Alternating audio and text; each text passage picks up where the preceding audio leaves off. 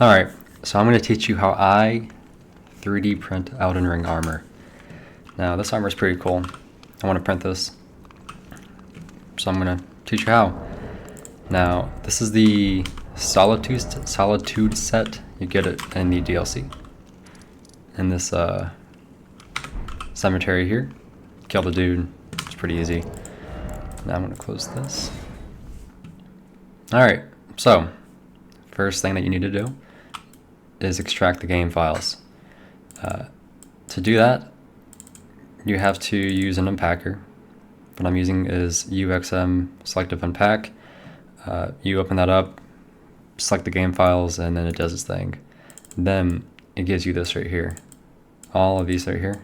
You have all these files, material, parts, whatever.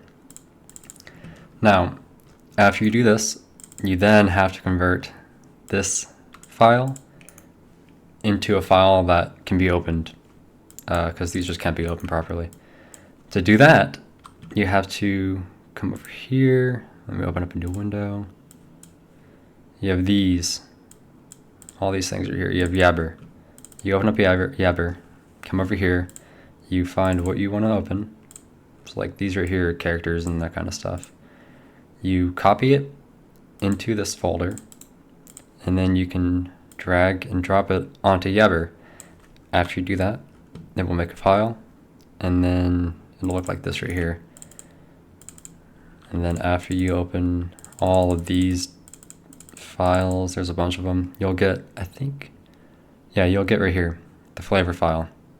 You can open that using the Flavor app, but you can't put that into like Blender or anything. It doesn't read it. So then you have to convert the flavor into something that can be opened. So what I do is you can drag and drop the flavor file onto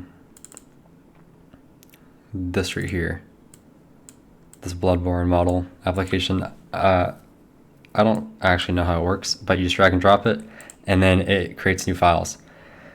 And then after you do that, let's do this one as an example. The helmet. Go all the way through. It'll create these new ones. You have the SMD, which is source. Blender can open that if you install an add-on by going over here, and then I think add-ons? No, extensions, yeah. There's an extension or an add-on, forgot which one. And then it allows you to open it. Now after you get this, and then you import it, it's gonna look a little weird. But there's actually a video on this. This video right here by Scrub Milk. He goes through how to extract it and all that kind of stuff. I'd recommend watching this video, how to export models from Elden Ring. This is what I followed. There's a couple others, but I just use this one. Alright, so let's just act like this is a new one. This is what I'm currently working on. So after you get the source file, you can go to import, find source engine right here, click on that, and then you just got to find the file. I already have it open. Click on it, import. It's gonna look like this right here. All these weird things are the bones. You can just delete that. All right, so now, oops. Move this over here. Got this right here. Let's go ahead and delete these. Click on this, set origin to geometry. And then rotate it. Okay, now you have this right here. It looks okay, but it's not. So what we're gonna do, select everything, press tab to go into edit mode, right click, and then separate by loose part. This is what you want. All right, now everything's still selected. Make sure you do shade flat. This is what you want. All right, so now what you can do is go through and select all the pieces that need to be together. It's a little tedious, but you get used to it. All right, you can move it out of the way. I think for, wait, yeah, I forgot one. Right there. All right, now Control J, it's all one piece now. Okay, what I'm gonna work on is this piece right here. So let's go ahead and do all these things together.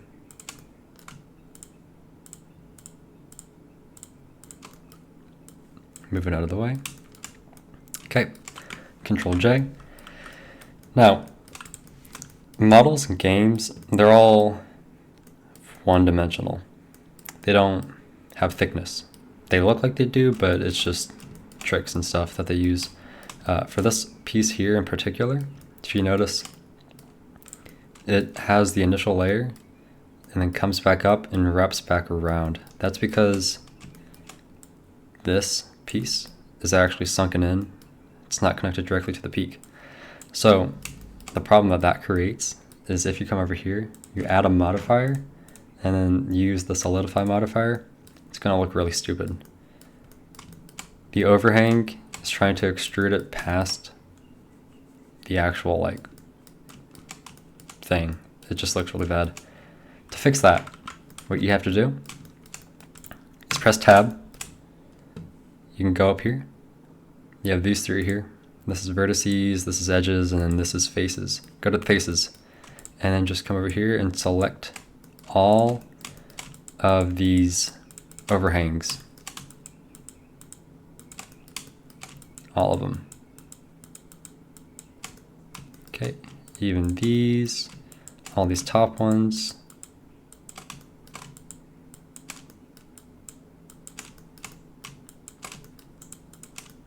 Every single one. Okay, now make sure that you didn't select any of the other ones. You just want the overhang. Delete. Delete faces right there. And then they're gone. Now down here too, same thing. You have a little bit of an overhang. So we're just gonna do this. Also to select multiple like that, hold down shift and it lets you not deselect.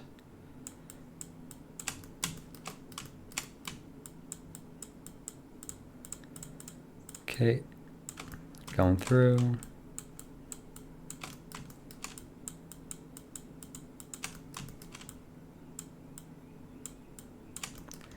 Delete faces. All right, now you have this.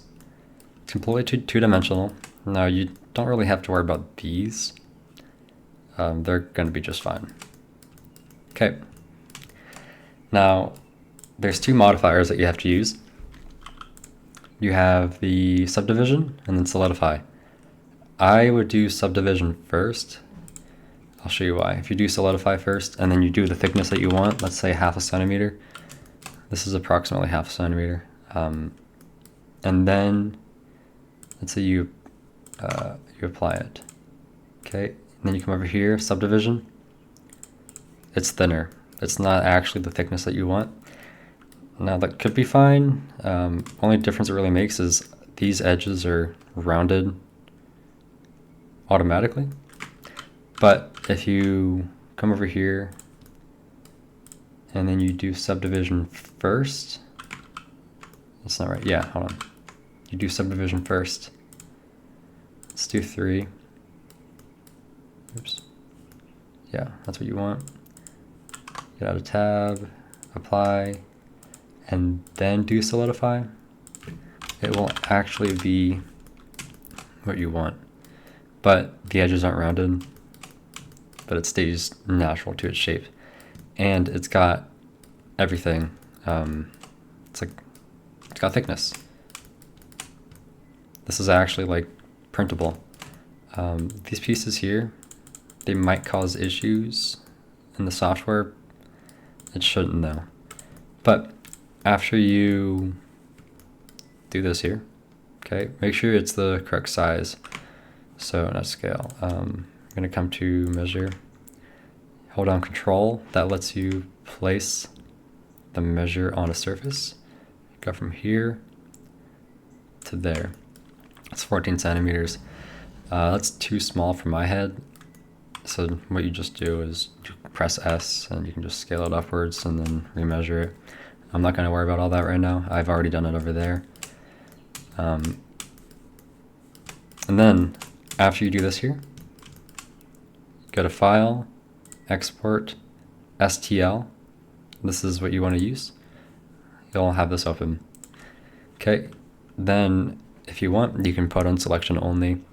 For some reason, the Bamboo app, when you import it, it's I think it's measuring the centimeter as a millimeter or something. I don't actually know the reason, but Blender uses meters and Bamboo uses millimeters. Yeah, so you have to times it by 1,000 to actually get the size that you want. So when you do export STL, make sure that you do 1,000. It's the max that you can do. So that way you're converting the meters into millimeters or whatever. Export it, and then go to your 3D printer app. Doesn't matter what. I'm using just the normal Bamboo one because I have an A1. You can import it, and then it'll look like this right here. Now this should fit my head. I haven't printed it yet. I'm gonna worry about getting everything here set up.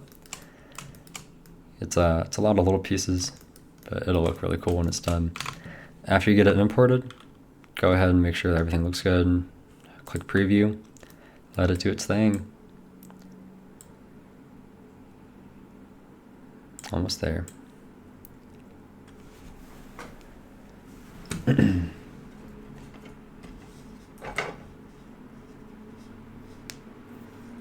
All right, it's loaded. It looks pretty good. Now, the thickness that I would do, I actually have some pieces with me. I'm currently printing a Chainsaw Man cosplay. For this piece, I would probably do 3 or 4 wall loops and then 30% infill. I have a piece here, and I did 5 wall loops with 30% infill, and it's solid. Like, that's not going to break. So if you want it to be strong, I would definitely go for at least 3 wall loops and 30% infill. Now what that looks like is it'll look like this right here.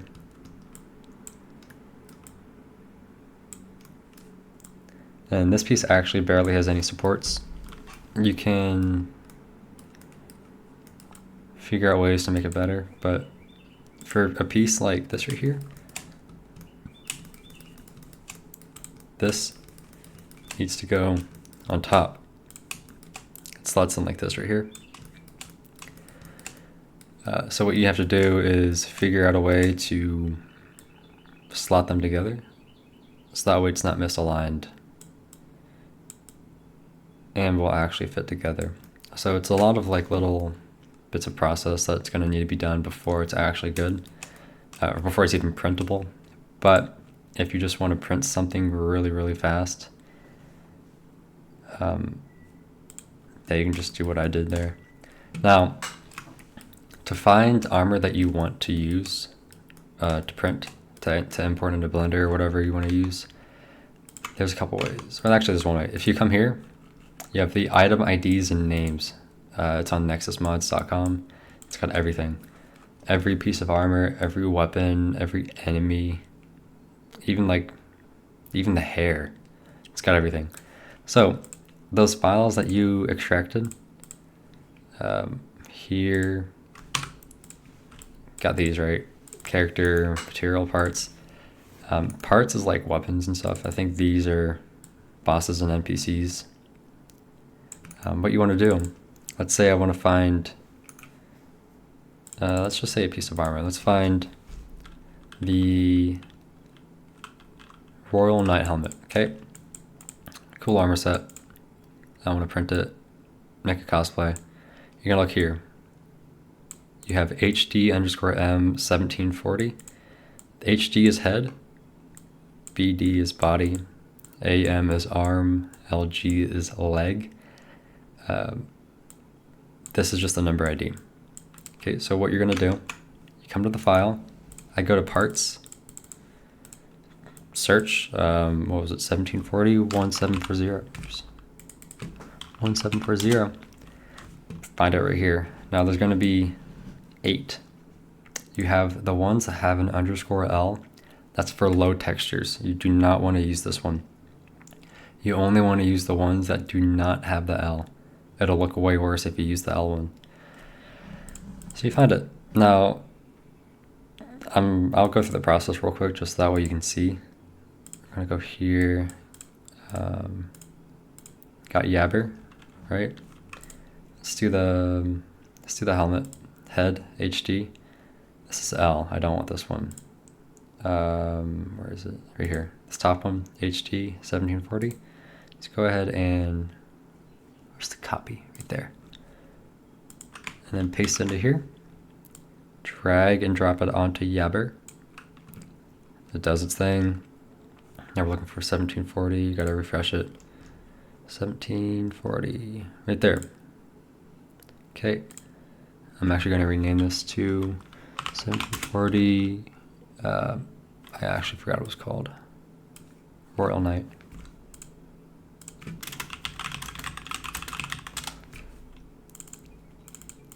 Go all the way through. Got this now, right? Got the TPF and the flavor. The flavor is what you want.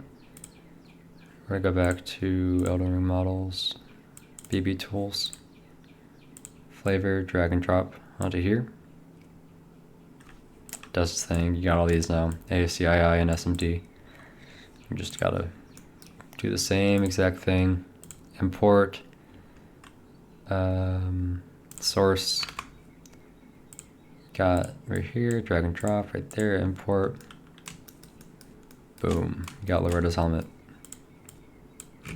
Delete that.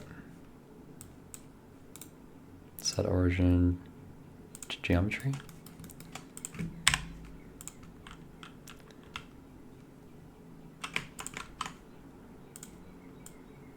Pretty darn cool.